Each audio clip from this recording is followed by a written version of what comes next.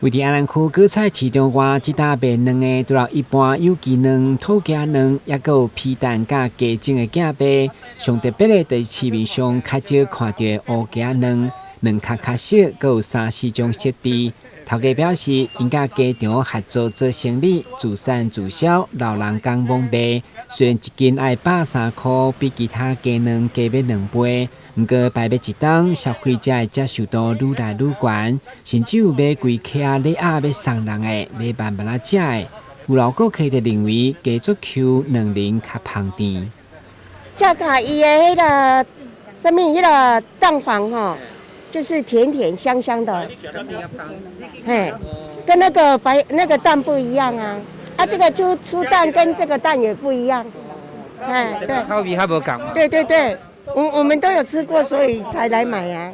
的感受，怎样想说？比较好吃啊，比较香，蛋黄比较 Q。比较香，蛋黄比较 Q。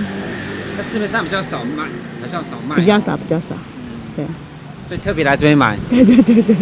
乌骨鸡的价位啦吼，进价位拢比这咱普通的土鸡仔卵啦，吼，虽然混合蛋啦，加差不多加1倍较低，吼，加1倍较低。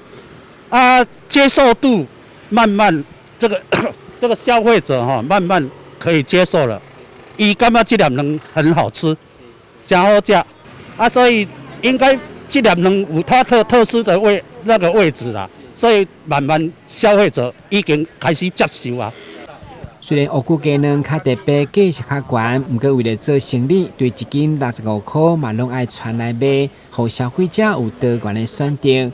毕竟前一阵啊欠卵，虽然因储货有压力，不过会员同款充足，加上安全检验的报告，让消费者安心。我的股东就对了，他有引进这家乌骨鸡，其实我是门外汉啦，我只是拿钱投资而已啦。鸡场就是伊在烦恼。你讲乌骨鸡安怎来的？这就是阮迄个王党的，我那个王老板。伊家己伊的责任。这波受到天气较寒甲禽流感的影响，有的县市过年以后油源欠卵，加上饲料起成本嘛对得起，所以有消费者买去台北的拢有。当然新闻顾问及何秋芳采访报道。